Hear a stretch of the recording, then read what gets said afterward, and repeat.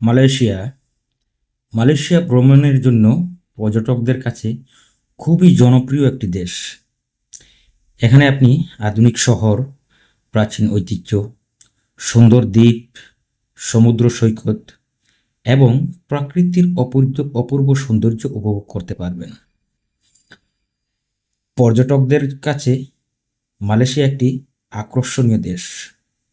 শহর ভ্রমণ: Kuala Lumpur Petronas twin tower বিশ্বের অন্যতম উঁচু যমজ tower. Bukit Bintang shopping, restaurant, night লাইফের জন্য বিখ্যাত। মেরদেকা স্কোয়ার ন্যাশনাল মসজিদ এবং চায়নাটাউন দর্শনীয় স্থান। দ্বীপ সৈকত: লাঙ্কাউই দ্বীপ, সাদা বালুর সৈকত, কেবল কার, স্কাই ব্রিজ, পেনাং জর্জ টাউনের ঐতিহাসিক স্থান এবং বিখ্যাত খাবারের স্বর্গ। পারহেন্থিয়ান ও রেদাং দ্বীপ স্কুবা ডাইভিং ও সর্কেলিং এর জন্য সেরা। প্রাকৃতিক ও পাহাড়: ক্যামেরুন হাইল্যান্ড, চা বাগান, ঠান্ডা আবহাওয়া, প্রচুর ঠান্ডা সেখানে। তামান নেগারা ন্যাশনাল পার্ক বিশ্বের প্রাচীনতম একটি রেইন ফরেস্ট। মাউন্ট কিনাবালু বোর্নিও পাহাড় আরোহীদের জন্য খুবই জনপ্রিয়। মালাক্কা ইউনেস্কো বিশ্ব ঐতিহ্য শহর, পর্তুগিজ, ডাচ ও ব্রিটিশ স্থাপত্য। বিভিন্ন মসজিদ, মন্দির, উৎসব মালয়েশিয়ার বৈচিত্র্য তুলে ধরে। পর্যটকদের জন্য ভিসা: অনেক দেশের জন্য অন অ্যারাইভেল বা সহজ ভিসা সিস্টেম আছে। পরিবহন: বাস, ট্রেন, ট্যাক্সি, গ্রাব, অ্যাপস খুবই জনপ্রিয়। প্রত্যেকটা পরিবহনের কিন্তু আলাদা আলাদা অ্যাপস থাকে। খাবারের বেলায় মালয়, চীনা, ভারতীয় খাবারের মিশ্রণে অন্যান্য স্বাদ। আবহাওয়ার বেলায় গ্রীষ্মমণ্ডলীয়, সারা বছর গরম ও আর্দ্র, তবে ভ্রমণের সেরা সময় মার্চ থেকে অক্টোবর। আপনি যদি মালয়েশিয়া ভ্রমণ করতে চান তাহলে নিশ্চয়ই আপনি মার্চ থেকে অক্টোবর মাসেই কিন্তু মালয়েশিয়া ভ্রমণে আসবেন। সেই সময়টায় কিন্তু আপনি আলাদা মনোরম একটা পরিবেশে পুরা মালয়েশিয়া ভ্রমণ করতে পারবেন। মালয়েশিয়ার জনসংখ্যা প্রায় ৩৩ মিলিয়ন মানুষ। এটি একটি বহু জাতিগোষ্ঠীর দেশ। প্রধান জাতিগোষ্ঠী মালয়, সংখ্যাগরিষ্ঠ প্রায় 60%। এদেশে মালয়েশিয়ান স্থায়ী যারা বাসিন্দা সংখ্যাগরিষ্ঠ প্রায় 60%। ইসলাম ধর্মাবলম্বী দেশটির প্রধান। সংস্কৃতি ও ভাষার ধারক। চীনা প্রায় 20-25%। ব্যবসা, বাণিজ্য, রেস্টুরেন্ট ও প্রযুক্তি খাতে বড় ভূমিকা। প্রধানত বৌদ্ধ, খ্রিস্টান বা তাওবাদ অনুসারী। ভারতীয় যারা ইন্ডিয়ান প্রায় 7-10%। অধিকাংশই তামিল, হিন্দু ধর্ম অনুসারী। অনেকেই ব্যবসা, ডাক্তার, আইনজীবী ও সার্ভিস সেক্টরে কাজ করেন। আদিবাসী: বর্নিও দ্বীপে সাবাহ ও সারাওয়াক প্রদেশে অনেক উপজাতি বসবাস করে। তারা প্রাচীন সংস্কৃতি ও ঐতিহ্যের ধারক।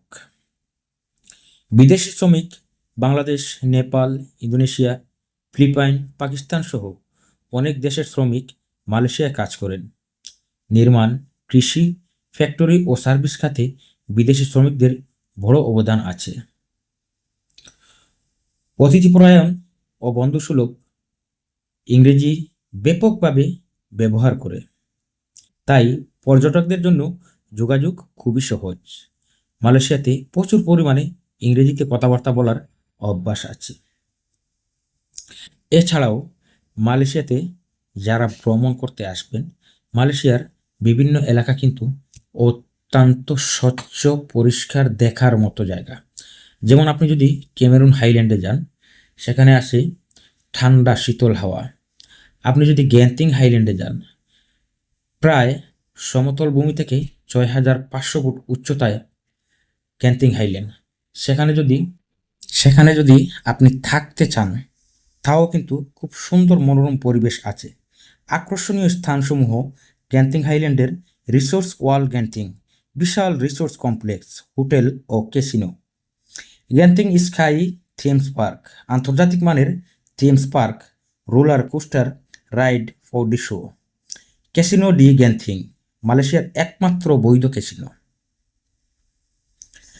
কেবল কারে পাহাড়ে মনোরম দৃশ্য উপভোগ করা যায়।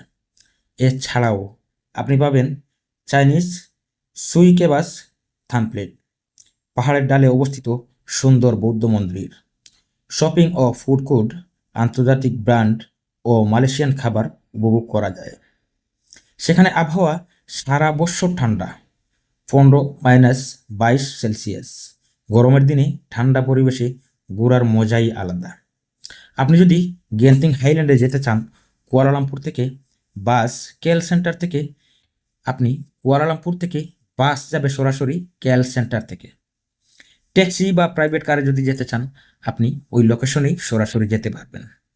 কেবল কার আওয়ানা স্টেশন থেকে স্কাইওয়ে। থাকার ব্যবস্থা গ্যান্টিং হাইল্যান্ডে 5 তারকা থেকে শুরু করে বাজেট হোটেল পর্যন্ত আছে। বিখ্যাত হোটেল ফার্স্ট ওয়ার্ল্ড, বিশ্বের অন্যতম বৃহত্তম একটা হোটেল, যেখানে আছে 6543টা রুম একটা হোটেলের ভিতরে। চাইলে আপনি এই গ্যান্টিং হাইল্যান্ডের সৌন্দর্যও কিন্তু উপভোগ করতে পারেন।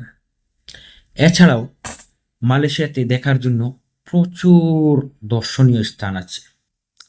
ভ্রমণ পিপাসুরা যারা মালয়েশিয়াতে আসে, তারা প্রধানত এই যে গ্যান্টিং হাইল্যান্ড অথবা বুকিত বিন্তানে অবস্থিত জালান আলো, যা আপনারা স্ক্রিনে এখন দেখতেছেন, এই রাস্তার দুপাশেই কিন্তু শিয়া ফুড, বিভিন্ন দেশীয় বিদেশীয় রেস্টুরেন্ট আছে।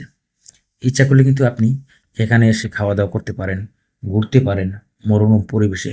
এখানে সব ধরনের রেস্টুরেন্ট বা দেশি বিদেশি খাবার পাওয়া যায়। আর যারা মালয়েশিয়াতে ভ্রমণের জন্য আসে, তারা জালান আলুতে যারা আসে না, তাদের ভ্রমণ পিপাসাই যেন মিটে না। তো বন্ধুরা, আজকের ভিডিওটা কেমন লাগলো? সবাই ভালো থাকবেন, সুস্থ থাকবেন। যদি ভালো লাগে একটা লাইক দিবেন, পরবর্তী ভিডিওর জন্য অপেক্ষা করেন, আর আমার চ্যানেলটা সাবস্ক্রাইব করতে ভুলবেন না। আল্লাহ হাফিজ, আসসালামু আলাইকুম।